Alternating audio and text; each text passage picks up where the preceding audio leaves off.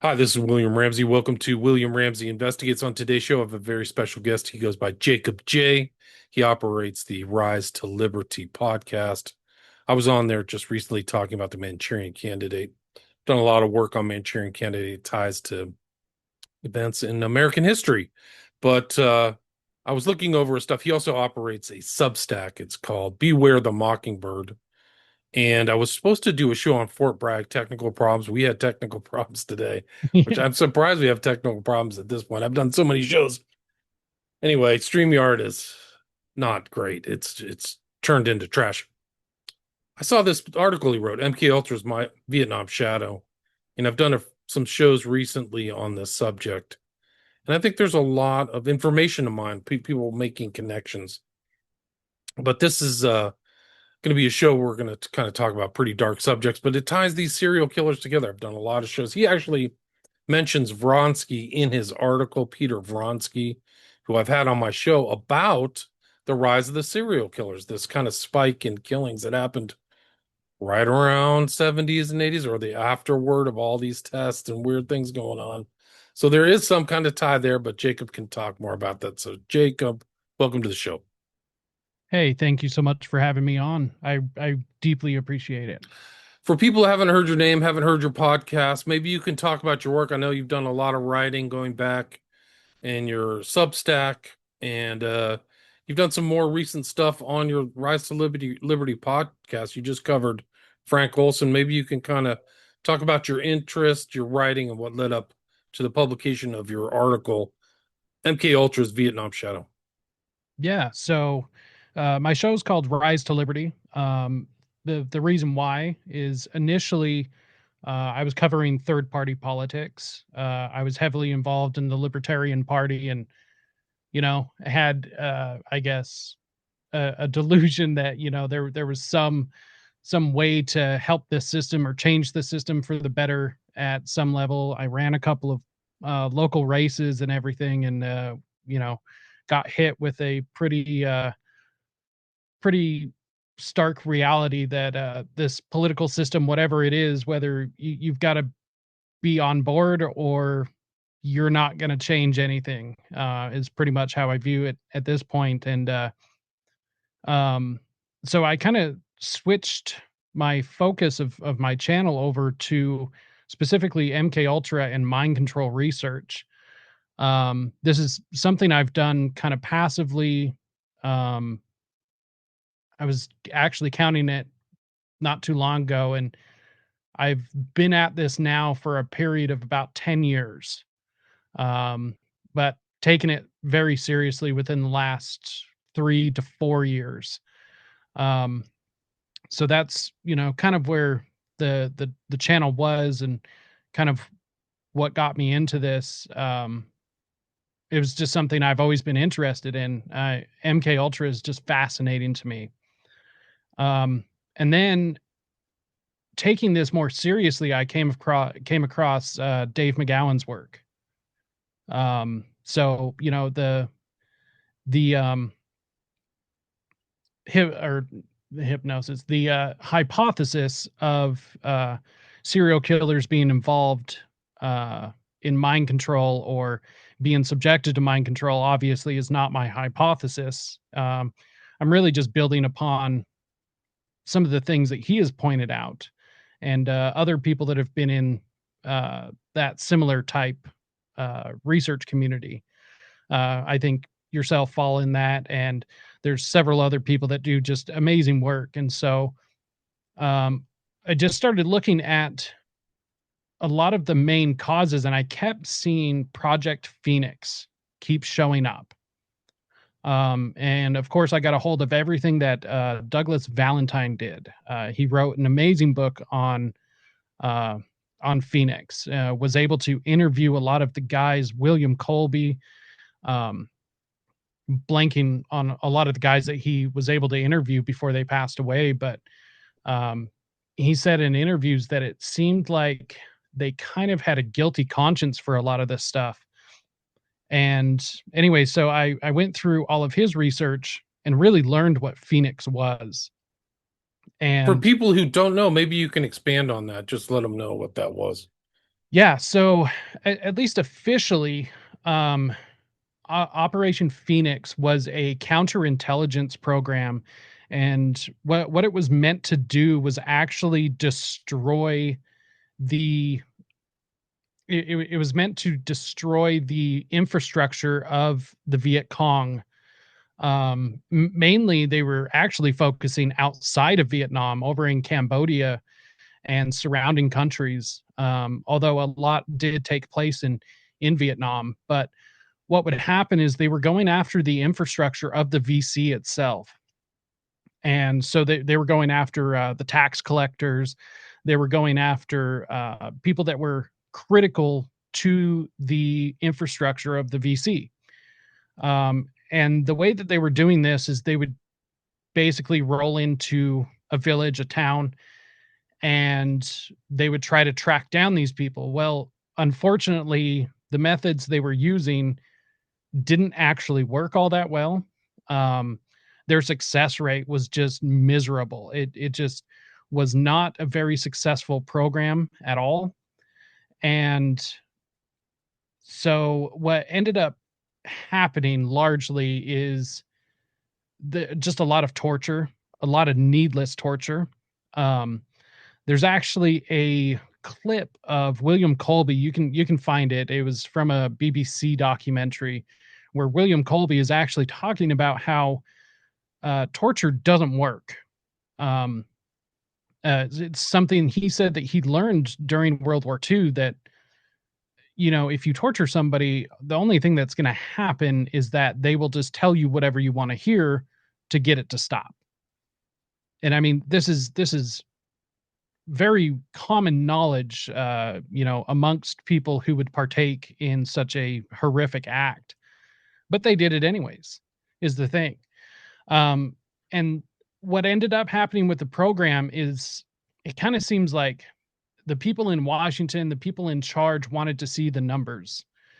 And so they just continued the program anyways. Well, that led to a lot of other really bad things, a lot of sexual assaults, a lot of just needless violence for no reason. But in my opinion, after reading through the documents, hearing the interviews, I think that there was a purpose to it. And the purpose to it was to expose people with certain predilections to a level of violence that was going to be acceptable because it was war. Um, and they were really running a lot of these guys with certain violent predilections to see really what would happen. But I think the goal of it really was to create more violent predators, basically. And that's exactly what ended up happening. Now, I would like to preface that just because you're in the military doesn't mean you're automatically going to be violent, or that because you're a veteran you're going to be violent. I don't think that's what it is. I think this operation was very specific in the way that they handled certain people. A lot of the um, a lot of the people that actually ended up in the program were people that came out of military prison. So a lot of these soldiers, they were put away for war crimes, which if it's Vietnam and you're getting put away for a war crime, I mean, it's got to be really bad, because war crimes were happening all the time. It It was was a slaughter. It was basically right, a slaughter. 2 million Vietnamese died over that whole thing. And there was like right, My Lai or whatever, which was famously reported on by Seymour Hersh. But they said right, there were like hundreds of My Lais. That was just the one that came out where they just go into a village and just wipe out people, rape, like the whole, right, like really hard.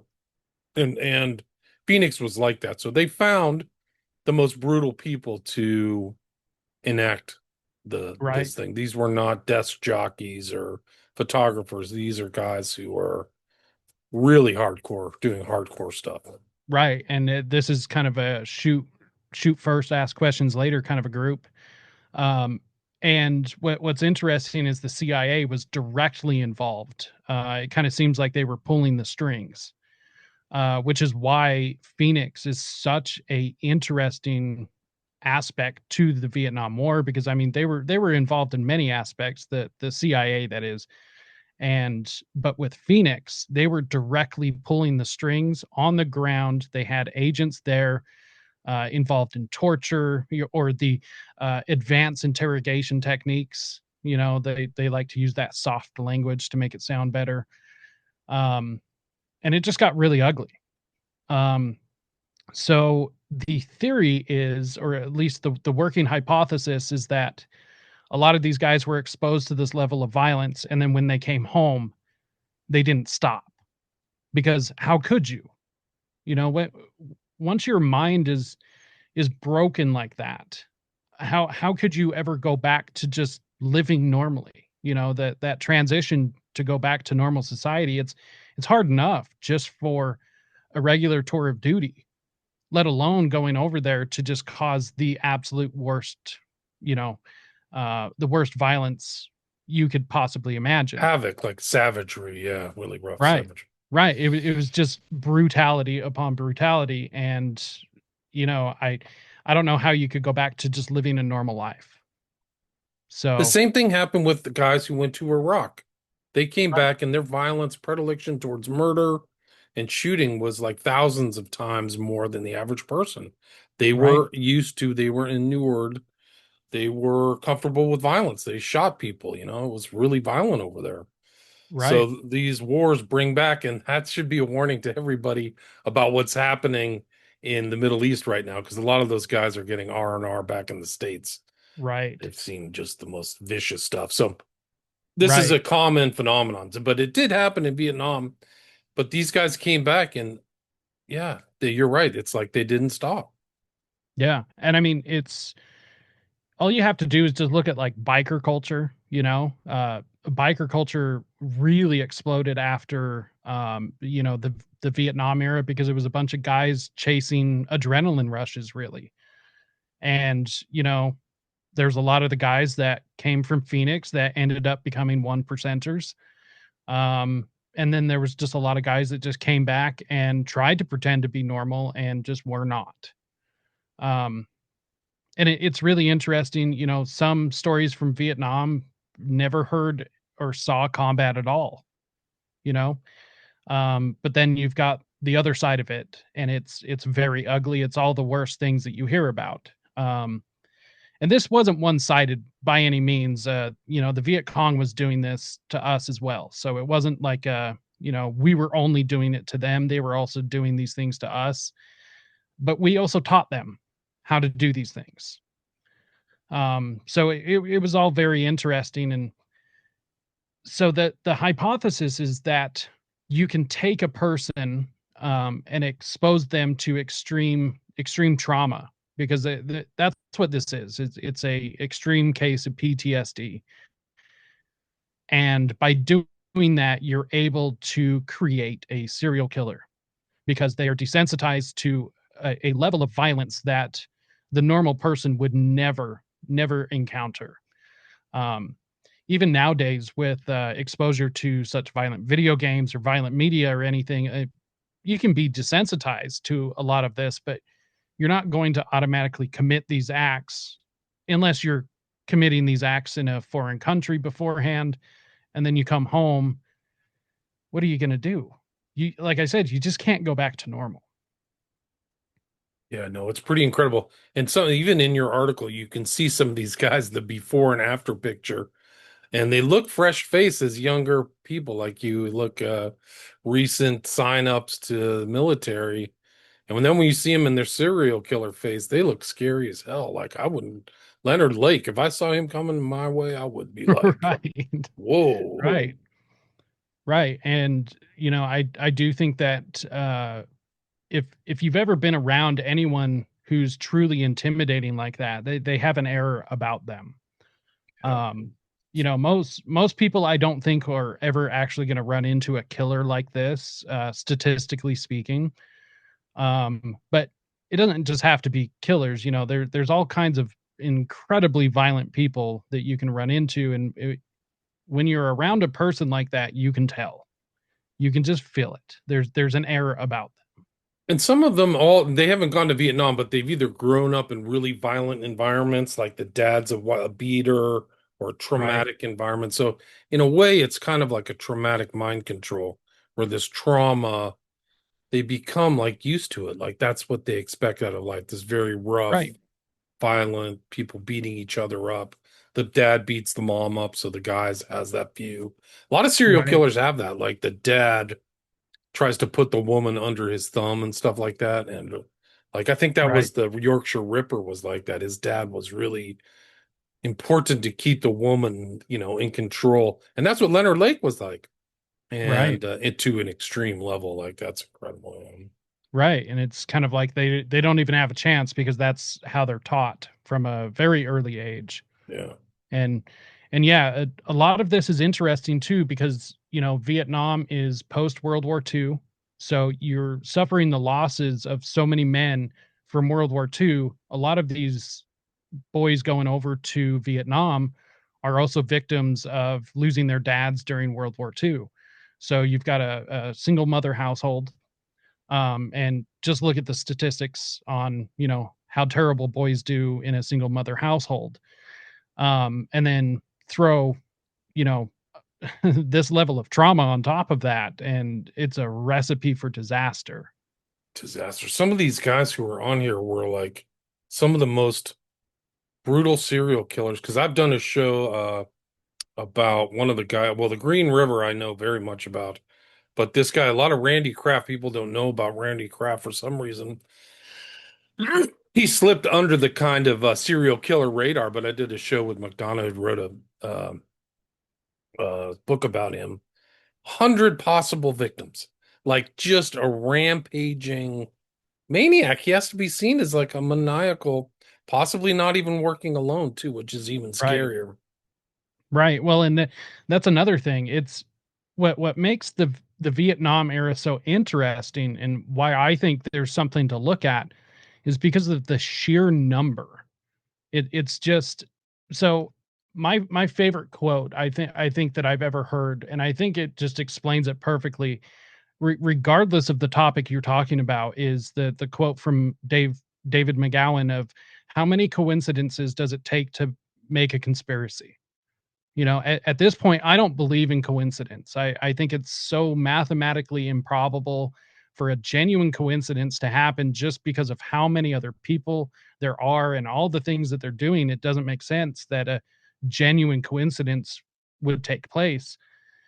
But the sheer number of soldiers that came back and just continued to kill was just astronomical. That, you know, correlation doesn't equal causation, but there's something to look at here. You know, like it's just the sheer numbers. There's something here, and what we do know, it's just it's too it's too it's too in your face to just ignore this. Um, and that's another thing is that all of these killers, they were just ruthless. They were Yeah. just ruthless. Now, another thing, a common trait in a lot of these, especially the ones that I put in my article, is and I probably should have mentioned something about this, but I didn't even really think about it until now. A lot of them had periods where they were missing time, which is a Really? very Wow. yes, which is a very common, I guess, side effect of mind control. And it's not just like missing a few minutes, although it can be. But when I say missing time, I mean hours, days, weeks, even that you just black out. Some of that's called hypnotically induced amnesia. Like Right, it's a thing. I mean, I've read so many stories recently about this that it really do it. It happens. right, So somebody puts them under a deep sleep or something, or gives them drugs. So that's even more evidence of like, wow, something strange is going on. These guys are split brained, and it makes right, perfect sense. I mean, the right, Golden State Killer is a perfect example. Joseph D'Angelo was like, they didn't find him until he was like 80. He was like a super predator. The guy's, I right, mean, right. horrible, And real he horrible wasn't human even being. well, it Yeah. wasn't even just a killer either. He was raping women, and he started as a burglar. You know, Right. He and was a so it's cop. He like, worked as a cop. He right, was able to keep his job, I think. yeah, But like yeah, he got for I a mean, that long was one of time, the great mysteries of California is him. They got right, him through like DNA testing or whatever. right, and and so this even extends beyond, you know, the serial killers on this list as well. Like that, this goes with, the more famous serial killers, Ted Bundy, Jeffrey Dahmer, which I was mentioning to you previously, that there's a lot of weird coincidences and parallels between, the men that are on this list, and other main serial killers. One of the biggest things is that it all happened in the same few decades. You Right. know, Right. That's what's like, crazy. Like Gary Heidnik was not in Vietnam, but we know for a fact he went under mind control stuff. Like they right, overdosed him massive doses of LSD. Same right, with Whitey Bulger, another serial killer. They put yep, him through the works. He was a subject. He got out and right, killed known 19 people, but was able to like that's another guy who got away with it. Like it's weird. Like they right, didn't get caught. Some of these guys didn't get caught. And right, Dahmer was in the same thing around Heidnik at the same time. He was in the military, right. but And he went to West Germany, yeah, which is a major mind control hub. I mean, they were the CIA was actually running MK Ultra in West Germany even before they started it here in the States. That's where Frank Olson was. Frank Olson was actually a biological and chemical engineer, and he was building the weapons that they were using over in Korea. So, he was um, building the bioweapons that they dropped on Koreans, huh? That's what he's yes, doing. Oh yeah, that was a big cover up too. They still right, deny it. They still right, deny it. It's totally right, baloney. They're just the American government's lying about that. What else they've lied to is another story. But I've done a show on that where like the North Koreans have the evidence of these right. bioweapons being dropped on.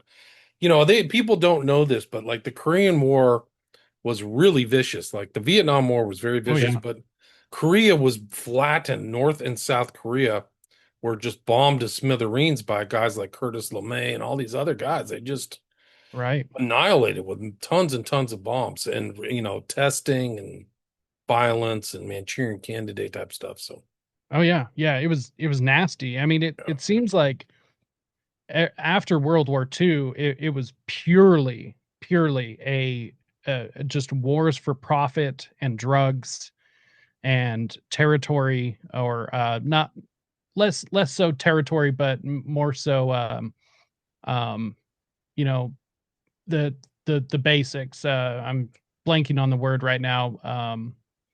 The raw steel, um, looking for like the Emerald Triangle, or the Crescent Moon area where they were growing the heroin and stuff. Like this was about Yeah, products. McCloy, politics of heroin in Southeast Right. Asia or whatever. So huge amount of money. Yeah. Right. And so, and then there could be arguments made, World War II and previous wars, that, it was All right, we also got about 10 that. minutes. I can't believe you've already done 30 minutes, but I just got the warning. So, anyway. But yeah, so to close up on this, it's just really interesting that all of this would happen. Now, the one thing I think should be addressed is the common excuse is that there was lead in the gasoline, right? And that caused a lot of people to act more violent. And obviously, lead poisoning is a thing. It's real. It happens. And we don't really fully understand, like, the negative aspect of what lead poisoning can do. So could that be a cause? Yes, but that's not like, oh, there was lead poisoning, so it just caused a bunch of serial killers. Like that It's a seems good like cover. such a It's a good cover. right. These I guys, a mean, lot of these guys are doing really violent stuff. It's hard to believe that they sent them out to do the military sifts through its people to find different people for different jobs. So right. if it's hard to believe that they didn't identify the most vicious and the Right. guys who would do the killing for him. And you talked about numbers earlier, but like Robert McNamara, they had that mentality of the 50s and the 60s in this warfare where like Right. spreadsheets and numbers and datas and statistics was all about winning the war. So that's what they would feed to guys like LBJ. Right. We had 66,000 kills and we got 1,400 square miles done. It's like it was that Right. kind of scientistical, it was the post-war kind of scientific stuff that they did. So that's also what they were applying to people and things like that, is trying to find them. So Right. Well, and I think that's how the people in Washington look at us, right? yeah, Like yeah, we are numbers on a spreadsheet. It's really easy to say keep this program going when you're in Washington and the people being affected are 6,000 miles away, right. Like it's really easy And of when another race, they're just Asians, right. like, hey, who cares? Like they were Right. Well, and terrible. We were terrible to the Koreans and the Vietnamese. oh, and the Cambodians, it's just that entire region. And also people have got to think too, this is really around the time of like Bruce Lee, and this is before Bruce Lee because Bruce Lee actually opened the West up to the Orient, like through culture and everything. So people weren't into learning about this culture like they are today. It was nothing like it is today, where Asian culture is kind of so prevalent, between the Japanese culture and such um, such a huge population from people from those parts of the world here. It wasn't like that. Of course, there That's were right. people here, but it's just There was not still like how kind it of the was other, today. yeah. There's still, not, it wasn't a multicultural world. Right, 1965, that civil rights stuff and the immigration laws weren't the same, so right, California's changed radically. I mean, it's just a total polyglot society. It right, didn't used to be when I was growing up. It was very the white kind of. It was unusual to have a bunch of Asians. Like my hometown is like a third right, Asian now. It didn't used to be. right. Yeah, Chinatown not being a thing, or Yeah, rooftop yeah, Koreans not being a thing. right. So, but I mean, that's easy to kind of treat of people as the other, and then Right, also create just these crazy killers. Like that's what right. people wanted. We were trying to kill the Viet Cong and the communists, and Well, and that's the big scare tactic, right? Is the communist is the other, the enemy, and that's a massive mind control method. Is there's the victim, and then there's the enemy, and that's one of the biggest key points to any sort of mass brainwashing, because brainwashing happens on the individual level and the mass level, and the mass brainwashing usually takes form in us, the victim, and then the other person, the enemy. Today's version of that is terrorism, is the terrorist, or whoever you know they're pointing out. So, but Hamas that's is going to come get us. We got to get them, and they might not be that many Hamas members, but right, that's worked. It's worked. They're propagandizing the daylights out of us in the States for that, all that stuff that goes on in the Middle East. right, And they're actually using the terrorists to accomplish their goals at the same time, right, which right. They most people usually don't know. create them. Yeah, no, I mean, this is a known fact. They've financed extremist groups to pit against other groups. This is all verifiable, but it's part of the mind control. It's part of the propaganda. But what these guys probably got exposed to was pretty heavy stuff. I'm not saying that they were all mind control, but oftentimes these programs, especially if the CIA is involved, there's other elements to them. They're Right, running stuff, much like Jim Jones. We didn't know at the time when Jonestown happened that there was like a back program to it. It was like a right. culture creation, and they wasted like 900 people. And there's Yep, like a CIA agent on site there. It's like Jim Jones says something. He goes, "Get Dyer out of here." Well, who the hell is right, Dyer? The assigned CIA agent to go. right, So, they're right. learning And these techniques, and that was a huge mind control. I mean, it's almost like something from Vietnam where you go, or a communist thing where you have a bullhorn and somebody talking all the time, and you're isolated from your friends, and it's eye sensory isolation and tons of Yep. drugs. Those people were getting Right. hit with all kinds of mind control drugs. And you don't know what these other guys got, these guys in the military. There were supposedly heavy duty tests on American soldiers of things that tried to make them more violent. I forgot what the name of the drug was, but it was like called Q or something that they tried to maximize their aggression, which is really Right. crazy. They figured it out.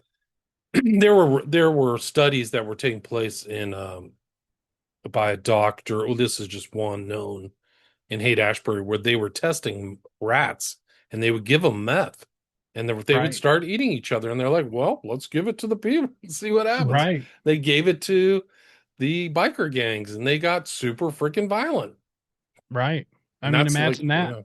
And that's Thorn why being Manson insisted his followers to do meth on the night of that crime because he right. had to know he was into hypnotism too, and he Oh was in yes. that environment. Oh So yes. talk about mind control and how it probably passed through him to other people and all that. So, Right. And yeah, there's a lot of connections to Jonestown. That's maybe we'll have to have a longer discussion on that as well. I've done quite a bit yeah, of diving into that. it's They interesting we mentioned Jonestown because one of the guys on here is white who killed Moscone and Harvey Milk. It was like a week correct. after Jonestown. It was very close following on to Jonestown. Correct. And White was whacked too. Like he would do things like he had been tampered with. He actually Right. like quit his job and then asked for it back, which is a sign of like either he had CTE or something. Like he did He was strange stuff. damaged. Yeah, he was He was damaged. damaged. Yeah, he was damaged. And I think that's what a lot of this is, right? It's controlling the damage through someone because it's exposing them to the trauma to be able to create a disassociative multi-personality state in a controlled manner. And that's really what MK Ultra was trying to figure out, or at least half of it. The other half was cybernetics and stuff, but that's a different discussion. But really it was the controlled um the control of being able to expose them to extreme trauma to create the dissociative state. Yeah, no, they figured it out. They figured it. I mean, the thing 100%. is that you want to know how brilliant McGowan was, is that he tied into East Esterbrook's much more than Right. any of these other MK Ultra researchers. He got it, and Esterbrook started in the 30s. So this is Right. way before that. We only have 60 seconds left, Jacob. Where can people find your work, Rise to Liberty, and Beware the Mockingbird? Yeah. So the best places you can find me, I'm on YouTube, Rumble, X, Instagram, Telegram, and Substack, and anywhere. Beware the Mockingbird, or anywhere that says Rise to Liberty. But risetoliberty.com/links, and that is my master link. It pulls up every platform I'm on. Cool. People check that out. I will put a link to that. I'll put links to you in the show notes. And yeah, we should talk about Jonestown or Oh yes. anything. I mean, all this stuff is good. I mean, there's just a lot of people didn't know this side nuance to history that these cultural events